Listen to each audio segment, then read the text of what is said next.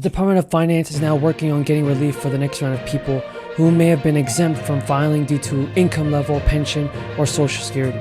State officials have said, using databases, we will send out more checks between now and the middle of October. And my hope is that we may get another 50 to 100,000 additional checks using these methods. The state suggests that anyone who has not received a check to find out if theirs has been mailed and to review the current criteria for residents receiving a second round of rebate. Now, a huge monthly benefit boost, everybody, is coming to everybody for Social Security, SSI, and SSDI. So, eligible Americans may receive hundreds of dollars extra every month, and President Biden has announced that he will be making several important changes to Social Security and Medicare. The president has a plan to address that. Securing our border is part of our security, to protect and defend our country. Let there be no doubt. I don't respond to those kind of questions. I mean, with all due respect, I'll respect to your question at the end, but not to his comments, because I don't know what he's talking about. I don't know if he does. But the fact is... So today, President Biden put the spotlight on Medicare and Social Security and two hot-button issues that could pack a political punch 6 weeks before the midterm elections. His remarks at the White House were delivered after the popular programs got little attention and House Republicans rolled out of the agenda that they promised to pursue. If voters give them control in November, both Medicare and Social Security face long-run financing problems. Democrats propose solutions that are generally focused on increasing taxes on higher income earners. And Republicans say that Democrats are planning a further strain in Medicare through recent efforts to lower prescription costs. Many Republicans have backed raising the eligibility age for Medicare and the retirement age for Social Security as a part of the plan to keep these programs solvent without hiking taxes.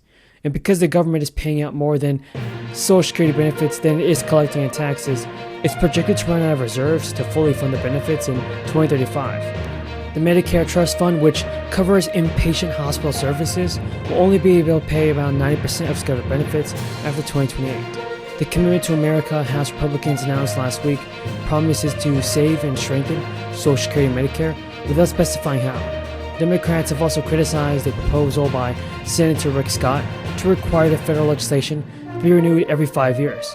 But Senator Scott said he wants to fix and preserve those programs. A bill sponsored by nearly all House Democrats would increase Social Security benefits in various ways and apply the payroll tax for the first time on wages about $400,000 and up. But most of the new benefits would be temporary, and the increased taxes would only be for an extra 4 years of insolvency for the trust fund. On Medicare, for instance, an effort by Senate Democrats this summer to boost taxes on some high earners to shore up that program was not successful. The Biden administration is laying out its plan to meet an ambitious goal of ending hunger in the United States by 2030, including expanding monthly benefits to help low-income Americans by also sending food. The administration, in a plan released today, said it's seeking to increase healthy eating and physical activity so that fewer people are afflicted by diabetes and hypertension. Biden wrote in a memo to the White House in a strategy that the consequences of food insecurity and diet-related diseases are significant, far-reaching, and disproportionately impact historically underserved communities. Yet for food insecurity and food diet-related diseases, we prioritize the health of the nation. We have a responsibility to secure our border. We also have a responsibility to recognize the importance of newcomers to our nation. Right now, the best thing that we can do for our economy is to have comprehensive immigration reform. We have a shortage of workers in our country, and you see even in Florida, some of the farmers and the growers say, why are you shipping these immigrants up north? We need them to pick the crops down here. But that doesn't mean that we don't recognize our moral responsibility as well. When the president, the former, occasional occupant of the White House who preceded President Biden, when he had the ban on Muslims, everybody came forward.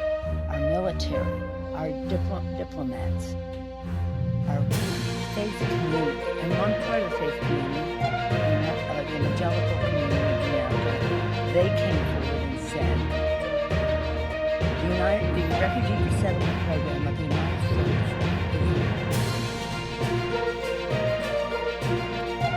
highlight of our humanitarian. The Soberville. Well, thank you very much, Madam Chair. Thank you all for being here today, and congratulations on your nomination and your sacrifice for doing what you're doing, because it is a sacrifice. I'd like to say first, I'm from a state of 60% agriculture, Alabama, as a lot of states are, especially in the South. We're struggling. We're losing family farms almost weekly. I'm concerned about that. It's getting worse and worse. With the EPA, the climate change activists, identity politics, and all the politics that we're throwing on our farmers, they just want to raise food for our country. Sooner or later, as we noticed with this pandemic, we're probably going to have to be self-sufficient. Corporations do a great job, but the heart and soul of our country is our family farms, the heartbeat. That's what it's all about. And we're losing. And I would hope all three of you would challenge and make sure that we stand up for our farmer in every state, all over this country, because they are struggling. I get calls weekly about we're not going to make it. Price of fuel, people telling them what they can do, can't do, that they've done for years. And our kids, would you want your kids to get in this business if you've been in a family farm for years and it's been passed down, but their kids can't make a living? It's really sad. So I'll get off my soapbox, but I just hope all three of you, in your purview, you just stand up for them, stand up for our family farms, and hopefully we can get through this tough time, because times are going to get tougher, as we all know, especially with our food, water, and our energy supply. Mr. Logan, your position is responsible for maintaining safe, sound, dependable sources of credit for eligible farmers. How do you believe your prior position has prepared you for this? Thank you for that question, Senator. I come from a legal perspective, of course, corporate legal, but in credit. And when I moved into the asset side of the balance sheet, into asset management, I realized that if you are an investor at the level that I was, particularly when I was a federal official, we had an account of $5.4 billion. And you have an obligation, you have protocols to stick with the law and the regulations and to follow the regulations. My personal experience as an institutional advisor, I can tell you that we don't chase returns, we don't move on, if the market has it down one day, we don't change everything.